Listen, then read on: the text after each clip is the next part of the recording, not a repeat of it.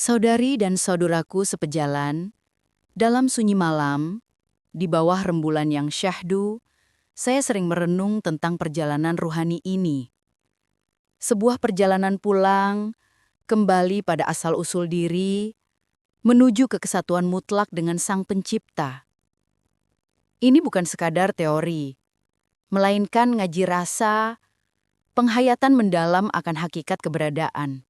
Malam ini, saya ingin mengajak Anda menelusuri 10 simpul kesadaran dalam diri kita, yang saya istilahkan cakra. Namun, ini bukan cakra dalam pengertian biasa, melainkan gerbang-gerbang makrifat, titik-titik temu antara fisik dan metafisik, antara duniawi dan ukhrawi. Mari kita mulai dengan cakra sukma, sang akar diri. Cakra sukma ini terletak di dasar tulang belakang kita, adalah fondasi keberadaan kita. Ia adalah tempat di mana kita mengakui keberadaan dan ketunggalan Sang Pencipta sebagai Arab, Sang Pemelihara.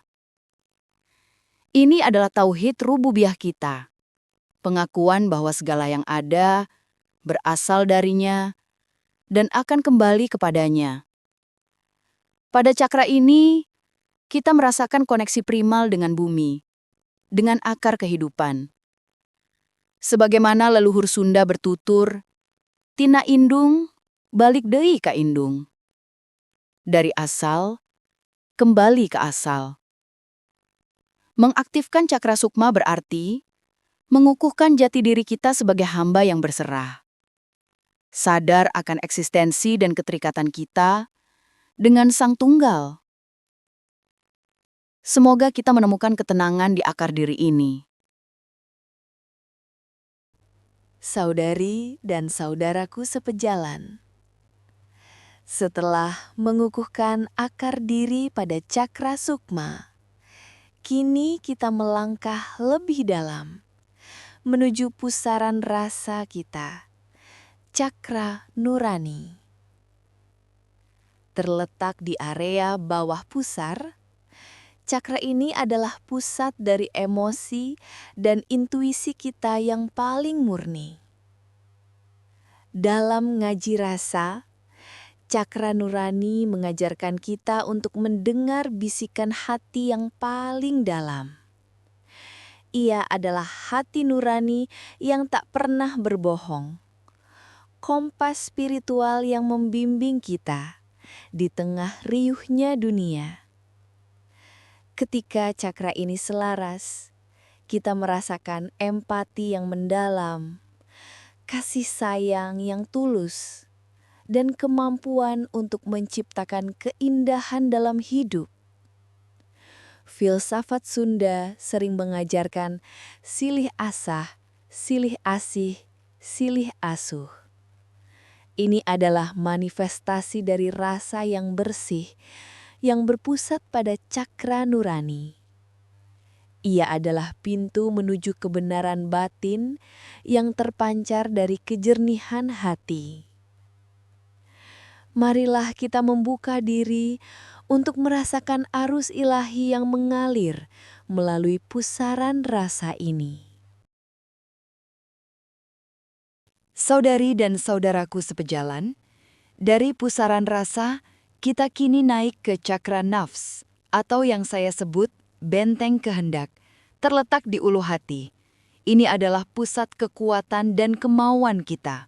Dalam tasawuf, kita mengenal konsep nafs, jiwa yang memiliki kehendak.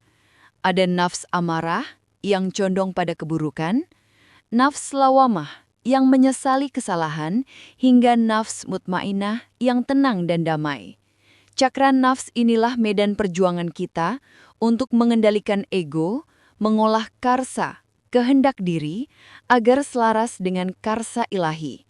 Filsafat Sunda mengajarkan pentingnya karsa nuluhung, kehendak yang mulia, yang tidak mudah goyah oleh godaan dunia. Mengaktifkan cakra ini berarti membangun disiplin diri, mengukuhkan keteguhan hati, agar setiap tindakan kita memancarkan kekuatan positif dan integritas. Biarkan kehendak kita menjadi benteng yang kokoh, menjaga kita dari penyimpangan, dan mengarahkan kita pada ridho-Nya.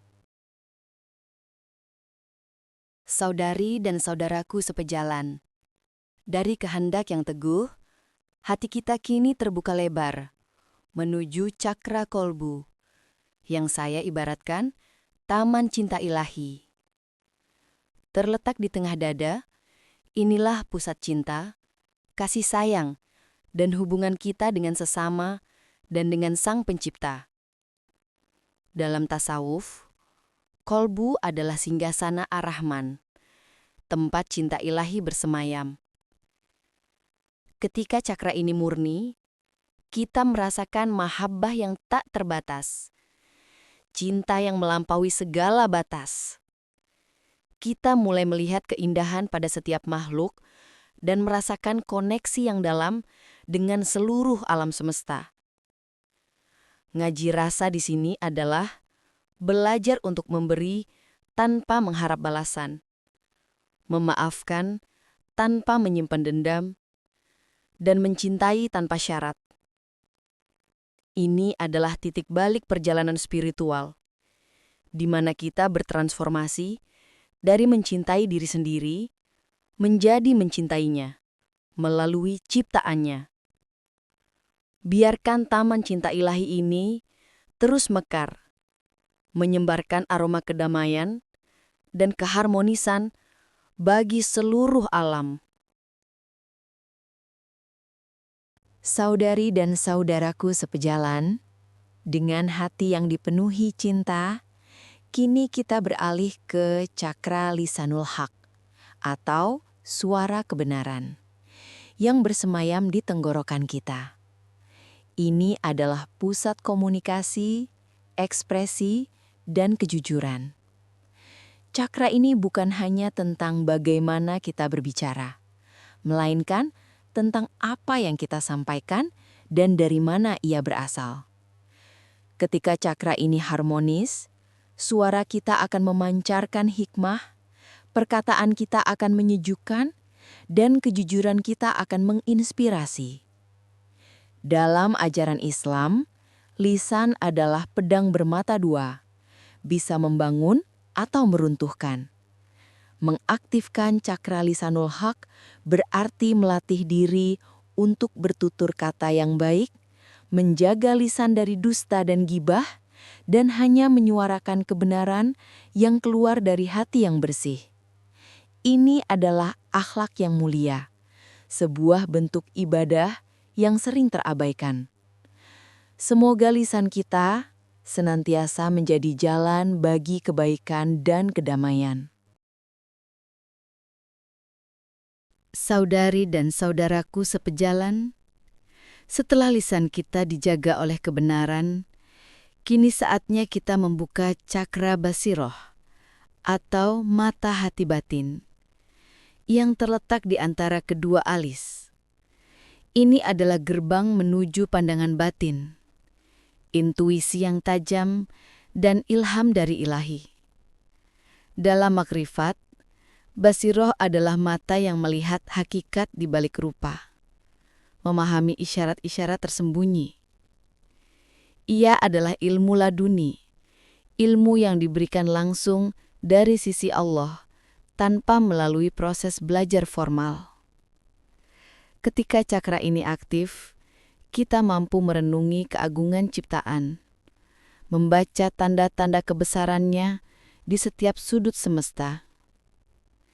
Filsafat Islam menekankan pentingnya akal dan kolbu untuk meraih kebijaksanaan.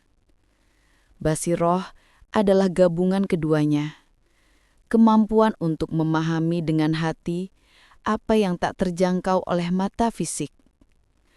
Marilah kita membersihkan cermin hati ini, agar cahaya kebenaran dapat terpantul sempurna dan membimbing setiap langkah kita. Saudari dan saudaraku sepejalan, setelah menembus pandangan batin, kita kini sampai pada cakra sir, yang saya sebut samudra rahasia ilahi, terletak di puncak kepala. Ini adalah puncak koneksi kita dengan Yang Maha Mutlak, tempat rahasia-rahasia ketuhanan tersembunyi. Dalam tasawuf, sir adalah bagian terdalam dari jiwa yang hanya diketahui oleh Allah. Disinilah terjadi tauhid uluhiyah, pengakuan bahwa hanya Allah yang layak disembah dan diabdikan. Ketika cakra ini terbuka, kita merasakan fana, lenyapnya kesadaran diri dalam kehadiran ilahi. Bukan berarti diri kita hilang, melainkan kesadaran bahwa segala sesuatu adalah miliknya dan kembali kepadanya. Ini adalah makrifat yang paling tinggi, di mana tabir-tabir terangkat, dan kita merasakan kedekatan yang tak terhingga dengan sumber segala sumber. Biarkan diri kita tenggelam dalam samudra rahasia ini, menemukan kedamaian abadi dalam kesatuan dengannya.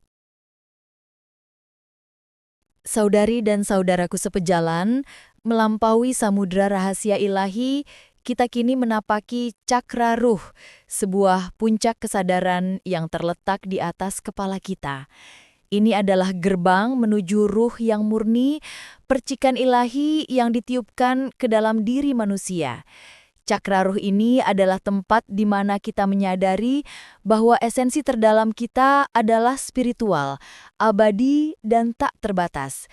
Ini adalah koneksi kita dengan Ruh Al-Qudus atau Ruh Kudus yang membawa ilham dan kekuatan dari alam malakut. Dalam ngaji rasa di titik ini, kita merasakan transendensi, melampaui batasan fisik dan mental. Kita mulai hidup dengan kesadaran bahwa kita adalah bagian dari keagungan ilahi dan tujuan hidup kita adalah untuk memanifestasikan sifat-sifatnya di dunia. Biarkan cakra ruh ini membimbing kita pada pencerahan sejati, pada hakikat diri yang tak terhingga dan penuh cahaya. Saudari dan saudaraku sepejalan, setelah terhubung dengan ruh yang murni, kesadaran kita meluas pada cakra rasa jati, sang koneksi semesta, titik di atas puncak kepala kita. Disinilah kita merasakan kesatuan yang mendalam dengan seluruh ciptaan. Cakra ini mengajarkan kita empati universal, bahwa setiap makhluk adalah bagian dari kesatuan eksistensi. Filosofi Sunda, hirup-hurip, hidup yang menghidupi, saling memberi manfaat dan menjaga keseimbangan, sangat selaras dengan energi cakra ini. Kita tidak lagi merasa terpisah, melainkan terjalin dalam jaring kehidupan yang agung. Setiap tindakan, setiap ucapan, kita sadari akan mempengaruhi seluruh semesta. Mengaji rasa di sini adalah merasakan denyut nadi alam semesta dalam diri kita dan menemukan cinta ilahi yang mempersatukan segalanya. Biarkan rasa jati ini membimbing kita untuk menjadi penjaga dan pemelihara bumi ini, dengan kesadaran bahwa kita adalah satu. Saudari dan saudaraku sepejalan, kini setelah melintasi 9 gerbang kesadaran, kita tiba di cakra hakikat, sang titik tunggal yang melampaui segala dimensi fisik. Ini adalah puncak dari makrifat, tempat kesatuan mutlak dengan Sang Khalik. Di sini konsep tauhid mencapai puncaknya, bukan hanya pengakuan akan keesaan Tuhan, tetapi penghayatan akan hanya Dia yang ada secara hakiki.